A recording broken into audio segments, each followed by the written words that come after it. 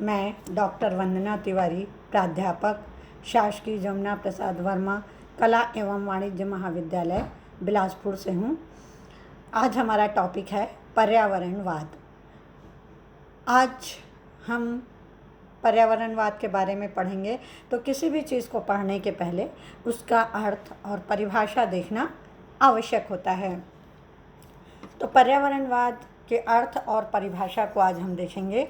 सबसे पहले हम देखेंगे कि पर्यावरण शब्द फ्रेंच भाषा के एनवायरनमेंट से बना है, जिसका अर्थ है परिस्थिति की अथवा परिवृत्ति से होता है। इसकी सभी स्थितियां, दशाएं तथा प्रभाव जो कि मानव जीवन या उसके समूह पर प्रभाव डाल रहे हैं शामिल हैं। पर्यावरण वह परिस्थिति है जो मानव जीवन में उसके विकास की प्रक्रिया को प्रभावित करती है। इसी कड़ी में हम आगे पर्यावरण की परिभाषाओं का भी विश्लेषण करेंगे। पर्यावरण या वातावरण की निम्न परिभाषाएं इस प्रकार हैं। फिटिंग महोदय के अनुसार जीवों के परिस्थिति के कारकों का योग पर्यावरण है। इसी प्रकार दूसरी परिभाषा हम देखेंगे टॉसले महोदय की। उनके अनुसार प्रभावकारी दशाओं का वह संपूर्ण भाग या योग जिसमें जीव रहते हैं वातावरण या पर्यावरण कहलाता है। अगली परिभाषा हम देखेंगे टी.एन. खुशू जी के अनुसार उन सब दशाओं का योग जो कि जीवधारियों के जीवन और विकास को प्रभावित करता है पर्यावरण कहलाता है। अब हम देखेंगे इन्हीं परिभाषाओं के आधार पर पर्यावरण की विशेषताएं। तो पर्यावरण की विशेषताएं कौन कौन सी हैं? पहला है पर्यावरण भौतिक तथा जैविक तत्वों का एक समूह है। दूसरा है पर्यावरण में हमेशा परिवर्तन होते रहते हैं। तीसरी बात है पर्यावरण में क्षेत्रीय विविधता पाई जाती है। अगली विशेषता है पर्यावरण पर सभी प्राणियों का प्रत्यक्ष या अप्रत्यक्ष प्रभाव पड़ता है। अगली विशेषता है पर्यावरण संसाधनों का भंडार है। छठवीं विशेषता पर्यावरण में भौतिक तत्व का अपार भंडार है। और सातवीं विशेषता है पर्यावरण में एकता पाई जाती है, पार्थिव एकता पाई जाती है। अब परंतु यही पर्यावरण को जब प्रदूषण प्रभावित करने लगते हैं तो मानव जीवन कठिन हो जाता है। और इसी तारतम्य में या अगली कड़ी में हम देखेंगे कि प्रदूषण क्या है, किसके कारण वातावरण प्रदूषित हो जाता है। इतना अच्छा वातावरण कैसे प्रदूषित होता है ये हम देखेंगे। तो ये प्रदूषण को समझने के पहले उसका अर्थ देखेंगे हम। तो प्रदूषण का अर्थ है कि जब वातावरण या पर्यावरण पर बाहरी तत्व उसमें समाहित हो जाते हैं तो इस परिवर्तित संगठक को पर्यावरण प्रदूषण कहते हैं। और पर्यावरण प्रदूषित हो जाता है उसे ही प्रदूषण कहा जाता है। प्रदूषण की परिभाषा मिस्टर C.E. के अनुसार प्रदूषण अनिश्चित वस्तुओं के मिलने से होता है जिससे मनुष्यकृत पर्यावरण पर विपरीत प्रभाव पड़ता है। K.C. अग्रवाल के अनुसार दूसरी परिभाषा हम देखेंगे। K.C. अग्रवाल के अनुसार वायु, जल और भूमि में किसी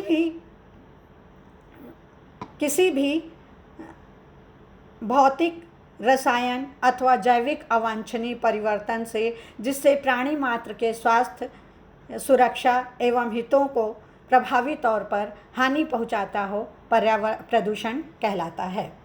प्रदूषण तो हम देख लिए हैं। अब इस प्रदूषण का वर्गीकरण कैसे होता है? तो इस प्रदूषण के वर्गीकरण को दो भागों में बांटा गया है। पहला है प्राकृतिक प्रदूषण। ये प्राकृतिक प्रदूषण है, पहला है भूकंप से, दूसरा है बाढ़ से, तीसरा है सूखा और चौथा है चक्रवात। तो अब ये एक प्राकृतिक प्रदूषण है। और दूसरा हम देखेंगे कृत्रिम प्रदूषण। कृत्रिम प्रदूषण जब मनुष्यों के क्रियाकलापों पर आधारित रहते हैं। पर्यावरणीय प्रदूषण तो प्राचीन काल में मानव अपनी आवश्यकताओं की पूर्ति प्राकृतिक तत्वों द्वारा ही पूरी कर लिया करते थे जब पर्यावरण प्रदूषण जैसी चीज़ें नहीं होती थीं। परंतु वर्तमान में मानव ने अपनी इच्छाओं या महत्वाकांक्षाओं को पूरा करने के लिए प्रकृति से छेड़छाड़ करके उसे क्षति पहुंचाने लगे। इसके परिणाम स्वरूप पर्यावरण प्रदूषण की गंभीर समस्या उत्पन्न होने लगी। इस प्रदूषण के लिए पश्चिमी देश अधिक जिम्मेदार हैं। इस प्रदूषण से भी न केवल मानव बल्कि पूरे जैव जगत संकट में पड़ गया। पर्यावरण प्रदूषण की परिभाषाएं। तो पर्यावरण प्रदूषण की परिभाषाएं इस प्रकार हैं। नेशनल एनवायरमेंटल रिसर्च काउंसिल के अनुसार मनुष्य के क्रियाकलापों से उत्पन्न अपशिष्ट उत्पादों के रूप में पदार्थों एवं ऊर्जा के विमोचन से प्राकृतिक पर्यावरण में होने वाली हानिकारक परिवर्तन को प्रदूषण कहते हैं। अगली परिभाषा है लॉर्ड केनेट के शब्दों में पर्यावरण में उन तत्वों या ऊर्जा द्वारा अनचाहे उत्पादित किए गए हों जिनके उत्पादन का उद्देश्य समाप्त हो गया हो, जो अचानक बच निकले हों, जिनसे मनुष्य के स्वास्थ्य पर अकथनीय हानिकारक प्रभाव पड़ता है। अगला हम देखेंगे पर्यावरण प्रदूषण के प्रकार। वैसे तो पर्यावरण प्रदूषण कई प्रकार के होते हैं, परंतु मैं आज वायु प्रदूषण के बारे में विचार विमर्श करना चाहती हूँ। तो आज हम पढ़ेंगे वायु प्रदूषण। वायु प्रदूषण से अर्थ है कि विभिन्न गैसों से मिलकर जो हमारी पृथ्वी के चारों ओर फैलकर गैस से ढक देती है, वह है वायु प्रदूषण। यह गैस आवरण लगभग 21% ऑक्सीजन से बना होता है। इसमें नाइट्रोजन गैस पाई जाती है। मानव के जीवन हेतु भोजन आदि के लिए शुद्ध वायु की आवश्यकता होती है। ऑक्सीजन के रूप में यह वायु मनुष्य प्रतिक्षण सांस के रूप में ग्रहण करता है। मनुष्य प्रतिदिन लगभग 16 किलो वायु ग्रहण करता है। यह वायु मनुष्य के द्वारा ग्रहण की गई समस्त भोज्य पदार्थों का 80% से भी अधिक है, जिससे स्पष्ट है कि मनुष्य का जीवन बिना शुद्ध वायु कि कितना अच्छा हो सकता है। मनुष्य चूँकि क्रियाशील प्राणी है, इसलिए अपने कार्यों द्वारा वायुमंडल में इतनी अधिक मात्रा में पदार्थ एवं ऊर्जा उड़ेलता है, जिससे वायुमंडल में असंतुलन स्थापित हो जाता है। इसे ही वायु प्रदूषण कहते हैं। वायु प्रदूषण की परिभाषा हेस्टगेट के अनुसार वायु ऐसे बाह्य तत्वों की उपस्थिति जो मनुष्य के स्वास्थ्य अथवा कल्याण बाह्य तत्वों की उपस्थिति जो मनुष्य के स्वास्थ्य अथवा कल्याण हेतु हानिकारक हो, वायु प्रदूषण कहलाता है। वायु प्रदूषण के कारण वायु प्रदूषण को 3 भागों में बांटा गया है। गैसीय वायु प्रदूषण पहला है। गैसीय वायु प्रदूषण कई प्रकार के होते हैं, जैसे कि पहला है कार्बन डाइऑक्साइड O2 गैस। सामान्यतः कार्बन डाइऑक्साइड गैस वायुमंडल में 0.2 से 0.3% तक उपस्थित रहती है। यह गैस जब ज़्यादा बढ़ जाती है तो यह वायु प्रदूषण का काम करती है। वर्तमान में कार्बन डाइऑक्साइड की मात्रा वायुमंडल में तेज़ी से बढ़ रही है। यह कार्बन डाइऑक्साइड ईंधन विभिन्न रसायन शोधशालाओं, मोटर गाड़ियों, विद्युत पहियों तथा फैक्ट्रियों से निकलने वाला धुआं है, जिसका दुष्परिणाम वर्षा में अनियमितता, बर्फ का पिघलना, जिससे समुद्र का जल स्तर बढ़ जाएगा और जनसंख्या का बहुत बड़ा भाग डूब जाएगा।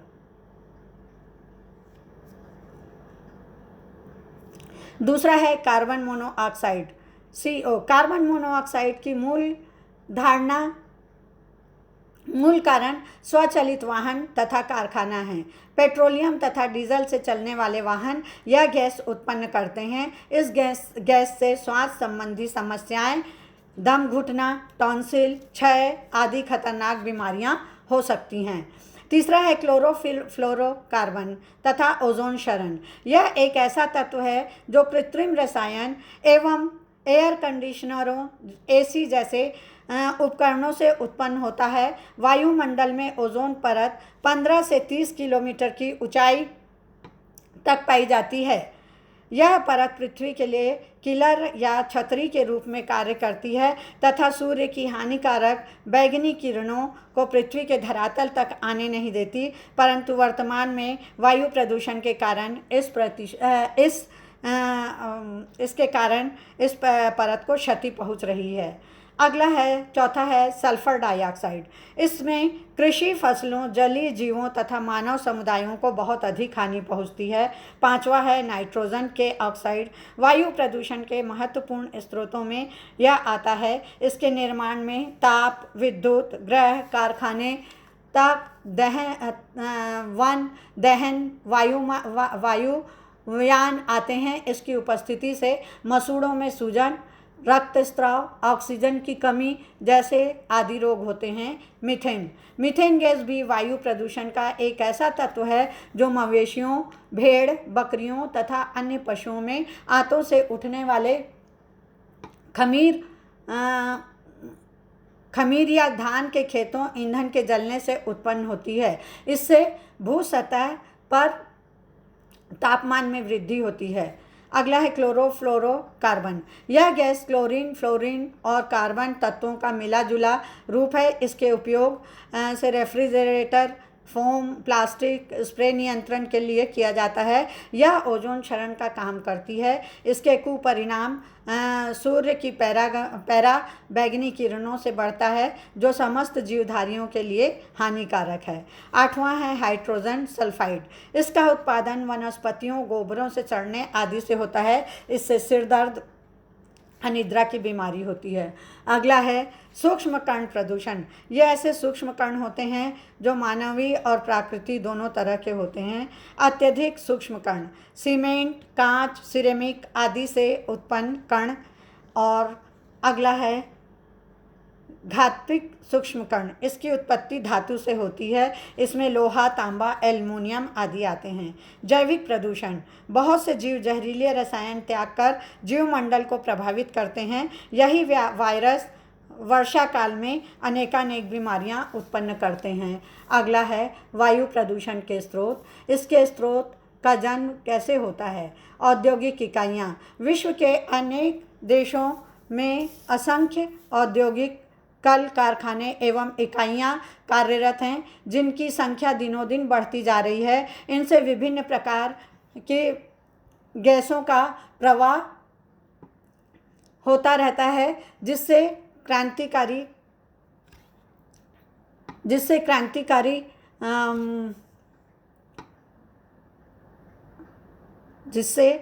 इससे विभिन्न प्रकार की गैसों का प्रवाह होता रहता है, जिससे हरित क्रांति या हरियाली या प्राकृतिक पर्यावरण को हानि पहुंच रही होती है। अगला है वाहनों द्वारा प्रदूषण। डीजल, पेट्रोल से चलने वाले वाहन द्वारा छोड़े गए धुएं वायु प्रदूषण को बढ़ावा दे रहे हैं। इससे कई प्रकार की जहरीली गैसें वायुमंडल की गुणवत्ता को हानि पहुंचा रही हैं। भारत के सभी महानगरों में इस प्रकार के वायु प्रदूषण इससे ग्रसित हैं।